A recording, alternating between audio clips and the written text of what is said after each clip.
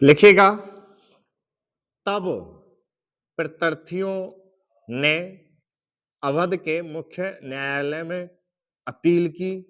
उस न्यायालय ने सिविल न्यायालय के निर्णय को वहां तक पुष्टि की जहां तक उसने उन पश्चातवर्ती दोनों बिल वसीयत के विरुद्ध पाया, किंतु अपीलार्थी द्वारा प्रतिपादित बिल वसीयत के पक्ष में उसके निष्कर्ष के विरुद्ध अपील मंजूर कर ली।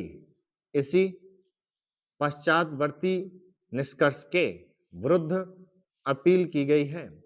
प्रत्यार्थियों ने अपील नहीं की है।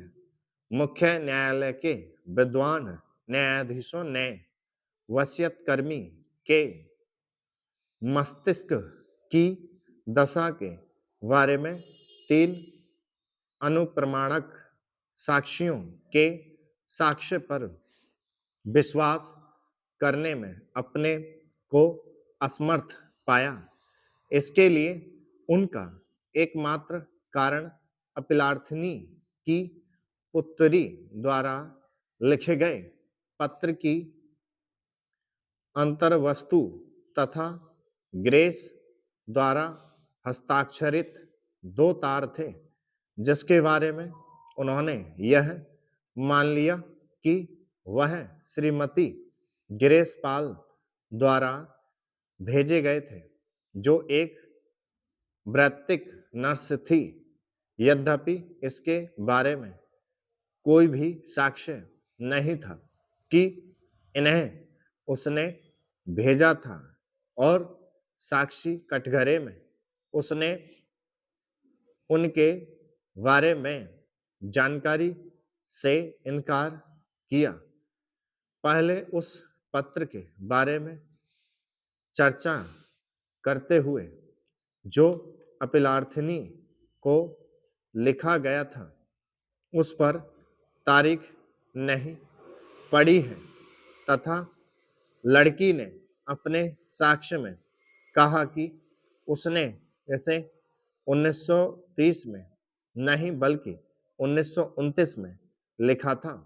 दोनों न्यायालयों में पत्र में आंतरिक साक्ष्यों से यह सोचा कि वह इसके बारे में गलत कह रही है, और उसने पत्र अप्रैल 1930 में लिखा था तथा बिल वसीयत के निष्पादन के कुछ समय के भीतर ही लिखा था, तथा हम यह मानकर चलते हैं कि निष्कर्ष सही है।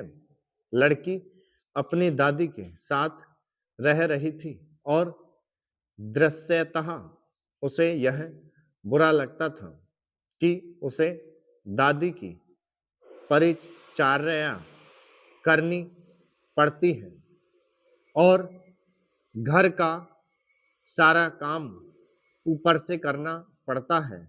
वह उससे छुट्टी पाकर घर जाना चाहती थी, अतः स्वाभाविक है कि जिन दशाओं में उसे रहना पड़ रहा था,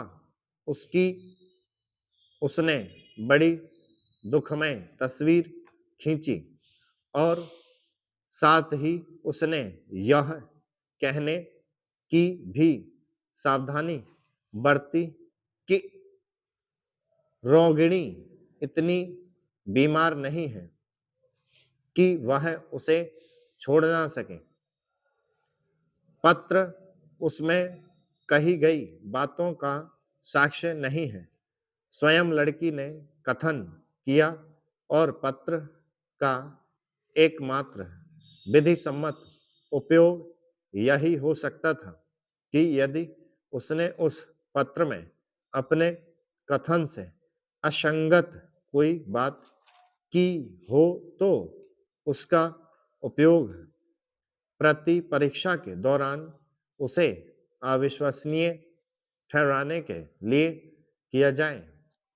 किंतु किसी भी दशा में हमारी राय में पत्र में ऐसा कुछ नहीं है जो प्रकट या संकेत करे कि वसीयतकर्मी अप्रैल 1930 में वसीयत करने में असमर्थ थी और यदि कुछ होती भी तो 19 वर्षीय लड़की की राय ऐसे डॉक्टर के साक्ष्य के विरुद्ध नहीं मानी जा सकती थी जो पूर्णतः निष्पक्ष था और जो उतने ही निष्पक्ष और आदरणीय साक्षियों द्वारा